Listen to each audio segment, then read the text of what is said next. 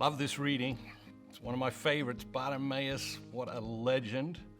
It's interesting, Jesus, throughout the Gospels, he takes these people from the very fringes of the scene and from the fringes of society, and he makes them absolute rock stars. They are the rock stars of the Gospels, and Bartimaeus is one of them. Jesus is walking down the road, and the blind man, Bartimaeus, starts calling out to him. He says, "Jesus, Son of God, have mercy on me," and the people, they say, be quiet, be quiet. All the people are telling the blind man, be quiet, be quiet. And he just cries out more, "Jesus, Son of David, have mercy on me." And people keep telling him to be quiet. And finally, Jesus stops and he walks over to the blind man. And he says to him, "What do you want me to do for you?" Love that. Love how direct it is. What do you want me to do for you? Bartimaeus says, "Lord, open my eyes so that I may see." So many great lessons here. So many great lessons here. So first thing is, when is the last time you begged God for something desperately? We're all more desperate than we think we are, and we're all desperate for something. But when is the last time you came to God and begged God to do something for you that you desperately need? Why don't we do it? Because we're proud, we're arrogant, we're not like Bartimaeus. It's like his humility. He was like, he was not confused about his desperation, and everyone's telling him to be quiet and shut up and leave Jesus alone, and he just ignores them. Why? He's not confused about his desperation, and he's not confused about the fact that Jesus can fix his problem. There's no doubt about that whatsoever. We talk about faith, we talk about trust, we talk about these things. Like this guy, he had it. He had absolute faith that if he could get to Jesus, Jesus could get the job done. So many great stories.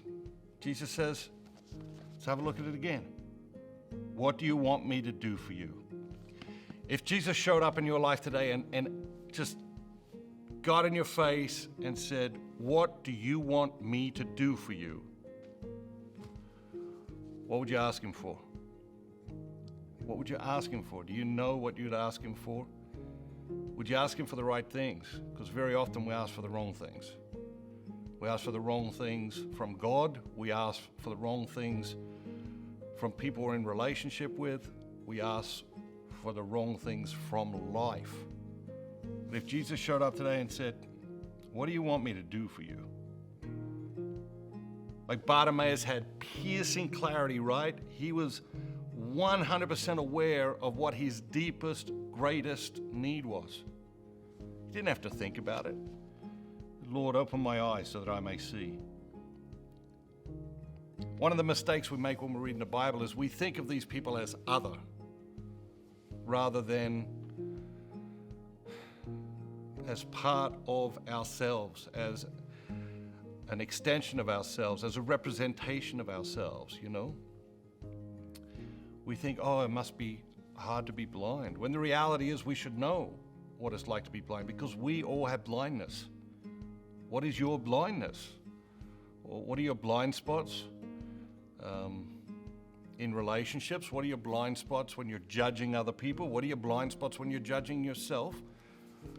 What are your blind spots? What is your spiritual blindness? Because we all have it. And so to think of Bartimaeus as different to us is a mistake. To think of people in the scriptures as different to us is always a mistake. It's by recognizing, okay, in what way am I like Bartimaeus? That's where we come to the rich banquet of the scriptures. So Bartimaeus is this blind man. He's on the side of the road. Everyone telling him to shut up, be quiet, leave Jesus alone, But he persists. Do you have that persistence? Sure, yeah, we come to God and we say, "Hey, God, we need this," or cry out to God for this or that. But do we have the persistence to keep coming back?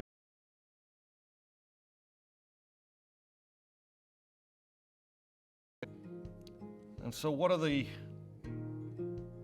overarching lessons we take away from this?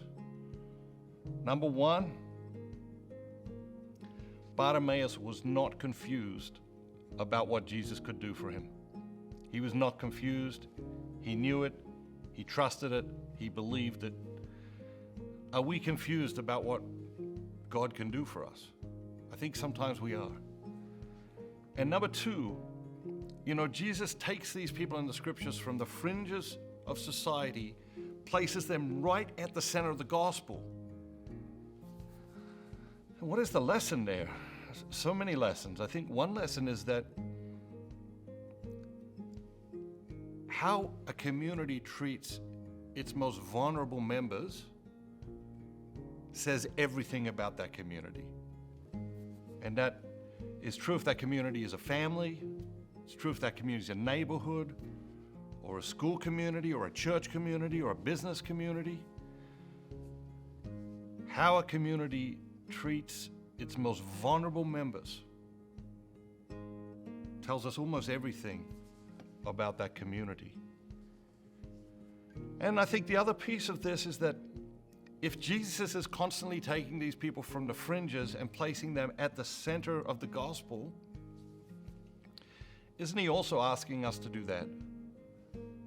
Isn't he also asking us to take people from the fringes of society and place them in some way at the center of our lives? And it's all too easy to stay in our spiritual blindness and pretend they don't exist and carry on with our lives. Lord, open my eyes so that I may see.